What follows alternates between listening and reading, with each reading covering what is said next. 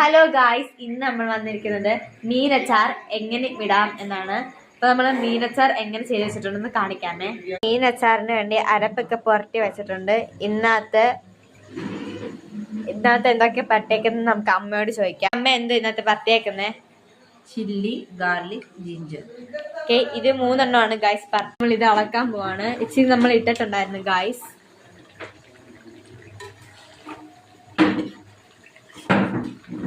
നമുക്ക് ഇതില് ചേർക്കാനുള്ള സാധനം കാണിക്കാം ഗൈസ്. ഇത് ജിഞ്ചർ ചെറുതായിട്ട് അരിയണം. പിന്നെ ഗാർലിക് അരിയേണ്ട കണ്ടിട്ടുണ്ടല്ലോ, ഇങ്ങനെ ഗാർലിക്. പിന്നെ നല്ലെണ്ണ ഇച്ചിരി മതി, ചെറുത് നല്ലെണ്ണ, ഇത്ര മതിയേ. അപ്പൊ ഇനി എന്താണ് നമുക്ക് നോക്കാമേ. അത് കഴിഞ്ഞ് എല്ലാം വറുത്തതിന് ശേഷം നമുക്ക് വരാം. അപ്പൊ ഗൈസ്, ഇത് ഏകദേശം ആയിട്ടുണ്ട്. നമുക്ക് ഇച്ചിരിയും കൂടെ കഴിഞ്ഞിട്ട് കൊരാം. നമുക്ക് ജസ്റ്റ് ഒന്ന് ഇത് ഇളക്കി കൊടുക്കാം. അപ്പൊ ഗൈസ്, അതിന്റെ കളറ് കണ്ടോ, ഡിഫറൻസ് കണ്ടോ? അപ്പൊ ഗൈസ്, മൂത്ത് തൊട്ട് നമുക്ക് പാത്രത്തിലേക്ക് ഇടാം. നമ്മൾ ചിപ്പിലേക്ക് ഇടാൻ പോവാണ്. ഇത് കണ്ടോ? അപ്പൊ ഗൈസ്, ഇടുക.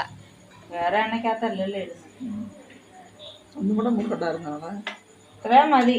പിന്നെ ഒത്തിരി എന്നാ രസമല്ലേ ഗൈസ് കാണാൻ.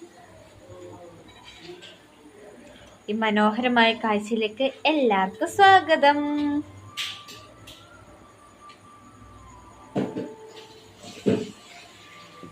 മറ്റങ്ങ് വിറകുള്ളി പോലെയാ ഒത്തിരി മൂത്തിട്ടുണ്ട്.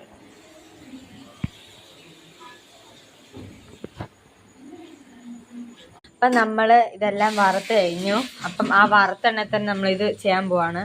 ജിഞ്ചറും വെളുത്തുള്ളിയും നമ്മൾ ആ എണ്ണയിൽ തന്നെ ചെയ്യുവാണ്. അപ്പൊ ഇച്ചിരി കൂടെ ടേസ്റ്റ് കിട്ടും.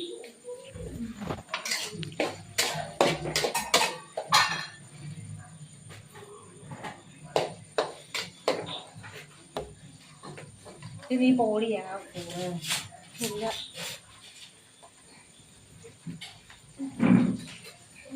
ഇതായിട്ട് നമുക്ക് അടുത്ത് വരാം ഗൈസ്. ഇളക്കി കൊടുക്കാം.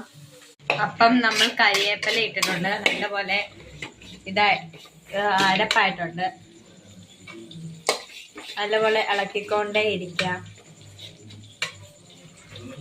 ഇനി ഒരു തവി വിനാഗിരി ഒഴിക്കാത്തവി മതി.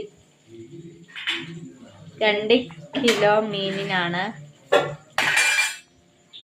ഇനി നമുക്ക് മീനിടാം. നല്ലപോലെ മിക്സ് ചെയ്യാം. അപ്പൊ ഗൈസ്, നമുക്ക് ടേസ്റ്റ് ചെയ്ത് നോക്കാം. വയറ്റിലെ മീനെടുത്ത് തളിക്കുക. അപ്പൊ ഗൈസ്, സൂപ്പർ ആയിട്ടുണ്ട്. നിങ്ങൾ